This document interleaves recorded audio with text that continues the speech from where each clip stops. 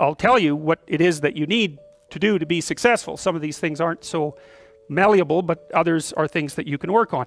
Well, IQ, well, that's a rough one, because there's no evidence, as far as I can tell, that you can do a damn thing about your IQ. I was just reading a paper by Dan Simon today.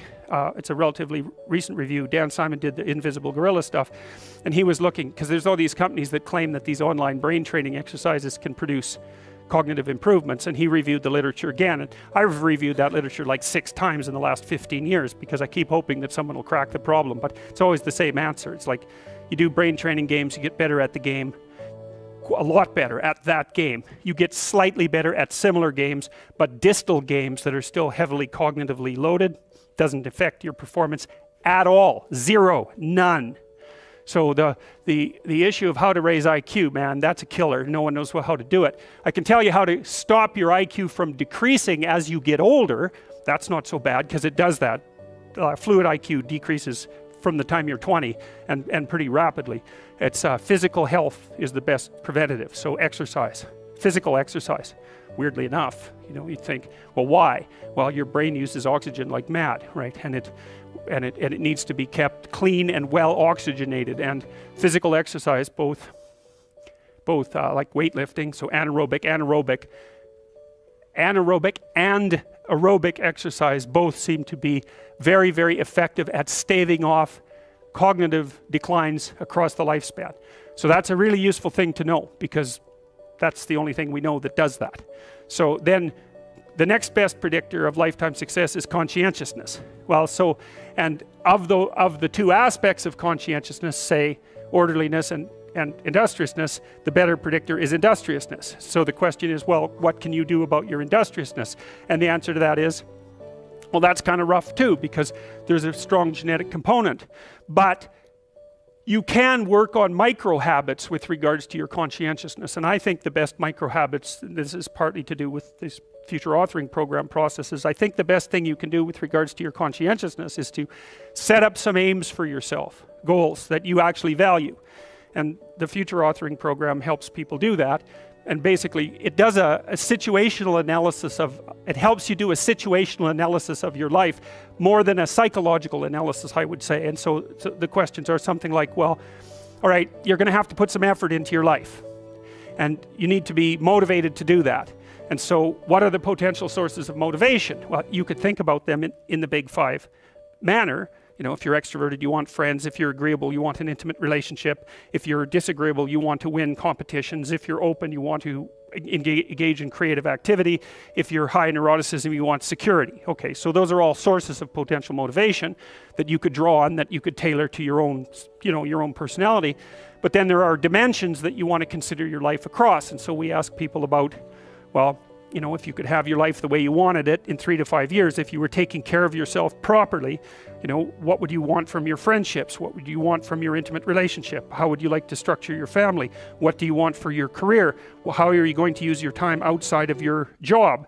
And how are you going to regulate your mental and physical health, and maybe also your drug and alcohol use? Because that's a good place to auger down, you know, because alcoholism, for example, wipes out, you know, 5 to 10% of people. So you want to keep that under control.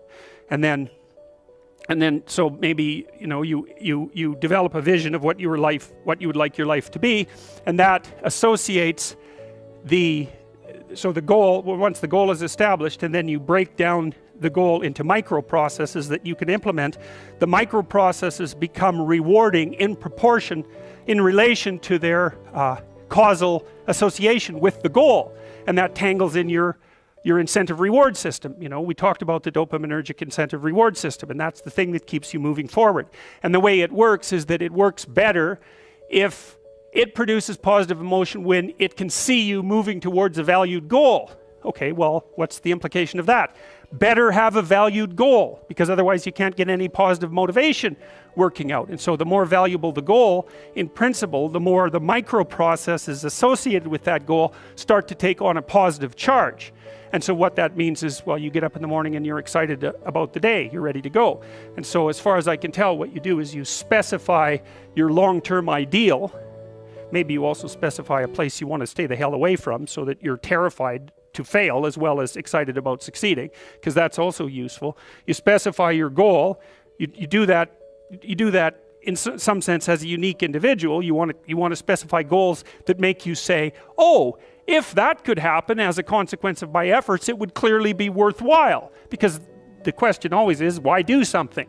Because doing nothing is easy. You just sit there and you don't do anything. That's real easy. The question is, why would you ever do anything? And the answer to that has to be because you've determined by some means that it's worthwhile. And then the next question might be, well, where should you look for worthwhile things? And one would be, well, you could consult your own temperament.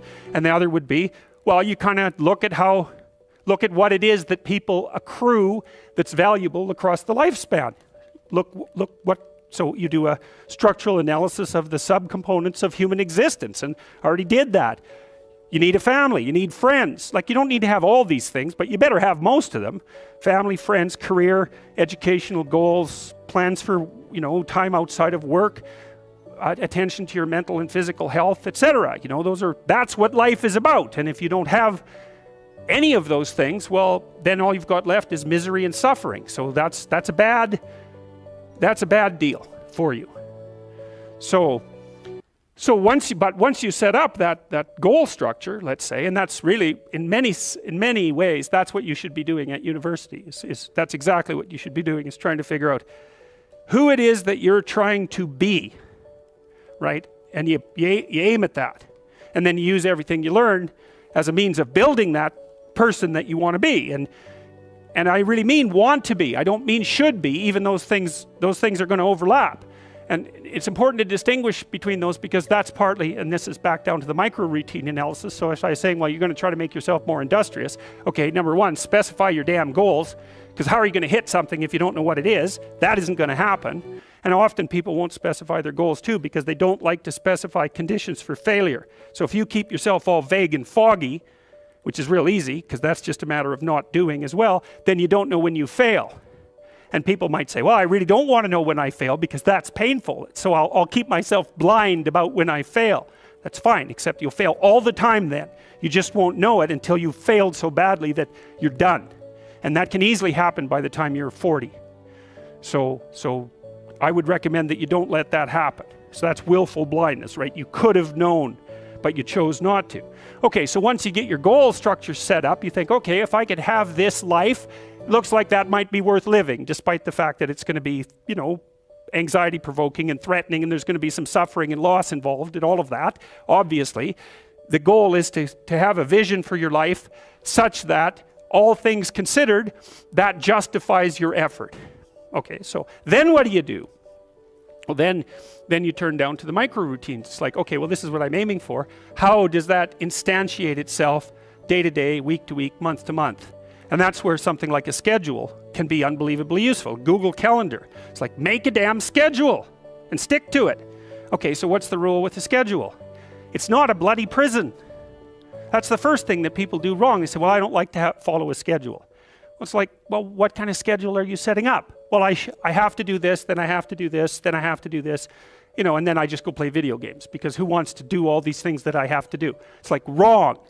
Set the damn schedule up so that you have the day you want.